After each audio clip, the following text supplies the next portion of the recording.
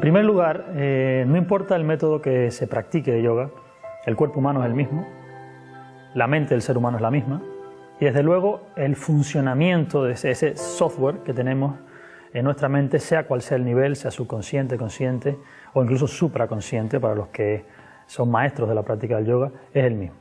Está totalmente descrito en el Yoga Sutra y se podría, digamos, traducir a los occidentales de una forma simple como la precisión, la percepción y la integración, que son los tres elementos fundamentales o pilares sobre los cuales se debe sustentar una buena práctica de yoga. Ya repito, no importa si son principiantes o son experimentados y tampoco importa el método que se practique. ¿Por qué? Pues muy simple. La precisión es lo que permite discriminar si la sensación de diferencia que se produce entre los hemisferios del cuerpo, entre la banda derecha e izquierda o en la cara frontal y posterior, se produce por una mala postura, es decir, que es imprecisa la postura, o porque esa diferencia es inherente a nuestro cuerpo.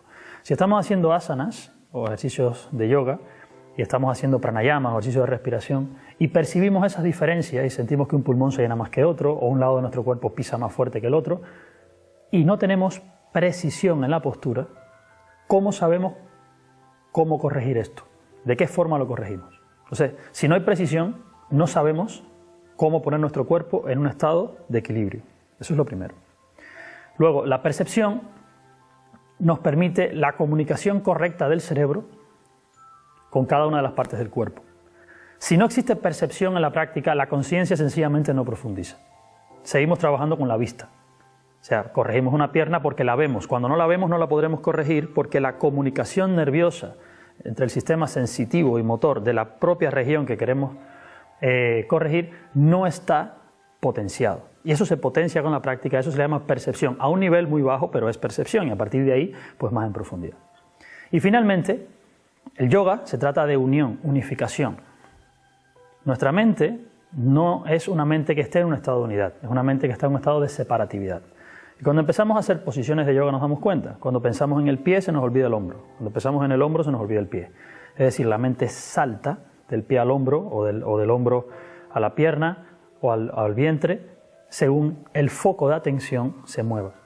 Y entonces esto es imposible que nos conduzca a un estado en el que la mente por sí sola engloba el punto de atención o el foco, engloba todo el área de la idea que se quiere trabajar y se llega a estados que se conocen como concentración o sencillamente abstracción sensorial, que es pratyahara o meditación. Es imposible acceder a estados de conciencia de ese tipo si trabajamos sobre una mente separativa. Así que la integración, probablemente el más importante de esos tres pilares, es el que permite que el estado de conciencia varíe y el asana madure, que no importa que llevemos 20 años practicando. Si no hacemos las cosas de esta manera, el estado de conciencia, que es para lo que el yoga está diseñado, la mejoría de ese estado de conciencia y la evolución, no se produce.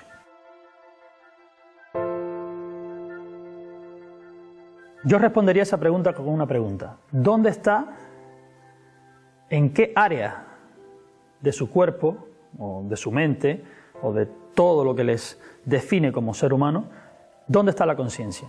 ¿De qué zona de ustedes mismos son conscientes en este momento? La respuesta es simple, de la piel.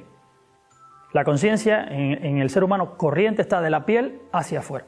Sufrimos de una extroversión enorme con respecto a la capacidad de introversión que tenemos. Nos hemos hecho a imagen y semejanza del ojo. Nuestra mente depende directamente del ojo. Somos altamente audiovisuales en este momento. Nuestra práctica depende del ojo. Por eso, cuando hacemos una posición, y todos los principiantes me lo preguntan siempre, ¿podemos poner un espejo para saber si estamos bien? Eso me lo preguntan a diario. ¿Se lo pueden poner? Lo que pasa es que mientras más espejos usan, mientras más siguen usando el ojo, más debilitan el resto de los canales sensoriales del cuerpo, que son los que van a dar la propiocepción. Esa propiocepción del cuerpo es la que genera la percepción directa, o sea, la conexión directa, como una DSL, como Internet, entre el cerebro y cada célula del cuerpo, y no entre el cerebro y el ojo, que le dice al cerebro lo que está pasando en el resto del cuerpo, que es lo que está pasando a día de hoy. El proceso de expansión de la conciencia, que va a la par del proceso de concentración de la conciencia, van a la misma vez, trabajados juntos, permite que se entrene toda la fibra nerviosa del cuerpo y del cerebro para que la mente dé una cobertura adireccional. Cuando al principio la mente trabaja de manera direccional y con esfuerzo, que tenemos que focalizarnos en el pie o focalizarnos en el hombro, no tenemos realmente el hardware de nuestro cuerpo preparado para soportar un funcionamiento adireccional y todo abarcante de la conciencia.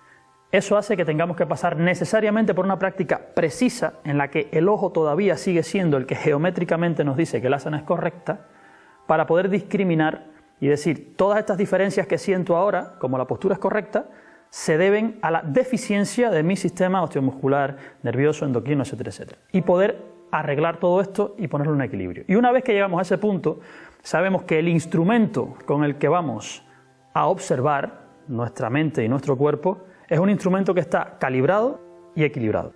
O sea, a partir de allí empezamos a potenciar la percepción.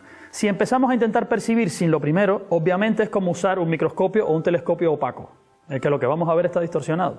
Es decir, la práctica es errónea, porque no partimos de un principio equilibrado y un principio cristalino, que podamos ver sin distorsión, lo vamos a sentir sin distorsión. Nuestros nervios nos engañan, para decirlo de alguna manera.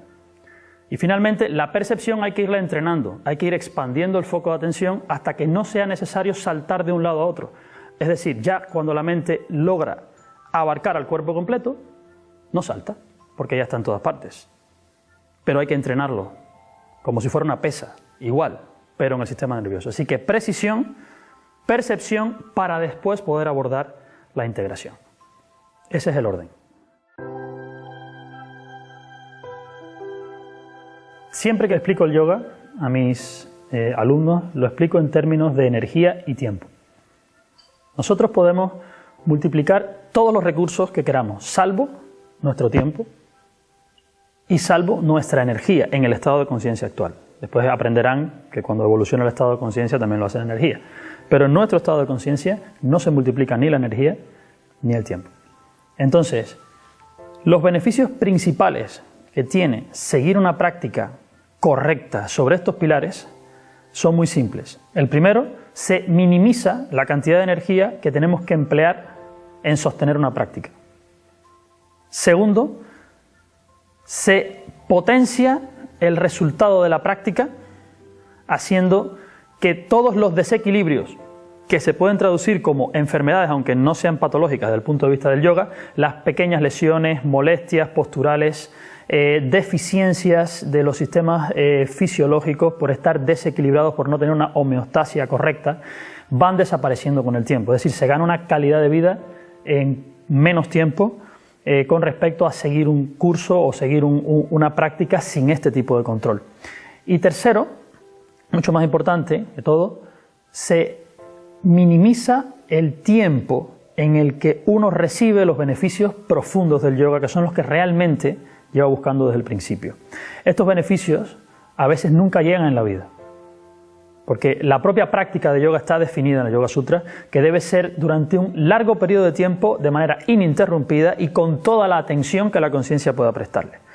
Y en un momento actual, en el que la extroversión que nos exige el propio sistema social en el que estamos viviendo en Occidente, es casi imposible que sin un método riguroso y ya optimizado nos planteamos, incluso a medio y largo plazo, convertirnos en yogis en el mismo siglo XXI en el que vivimos. Y el objetivo que yo tengo con estos tres pilares es que esto sea posible aquí y ahora, en mitad de esta sociedad. Que no sea necesario un retiro, que no sea necesario nada más que vivir aquí, pero hacer las cosas correctamente estructuradas y observadas, para que el resultado sea óptimo y nuestra energía y nuestro tiempo dedicados a ellos, mínimo. Ojalá hubiese tenido yo al principio de mi práctica una guía como esta, para comenzar a practicar. Yo les diría que tengan muy en cuenta que el yoga es uno de esos ejercicios en los que importa más la relación que establecemos con él que el resultado que da el ejercicio. Porque la transformación a la que está evocando el ejercicio de yoga no es una transformación meramente física. Por eso es un ejercicio que no es cuantificable únicamente en resultados de elasticidad o fuerza o equilibrio corporal. Como lo que se está dando en un ejercicio de yoga tiene un impacto profundo que llega al propio foco de atención de la conciencia y llega a nuestro estereotipo dinámico de conciencia, que es nuestro carácter, yo les pediría que, sin olvidar la meta, que es, por supuesto, el aumento de la calidad de vida, les diría, no pierdan tiempo, no gasten o hagan esfuerzos inútiles. Busquen la forma óptima de llegar lo antes posible a un estado en el que puedan discriminar si su práctica es correcta o no, que es el verdadero estado de independencia de un practicante de yoga. Mientras tanto, estamos siempre pendientes de que alguien nos corrija o que algún manual nos enseñe. El objetivo de nuestro trabajo, todo nuestro trabajo, es que hayan practicantes de yoga, no personas dependientes del ojo ajeno para que practiquen o para que sepan cómo se hace el yoga. Ustedes pueden lograr en poco tiempo, por experiencia propia se los digo, pueden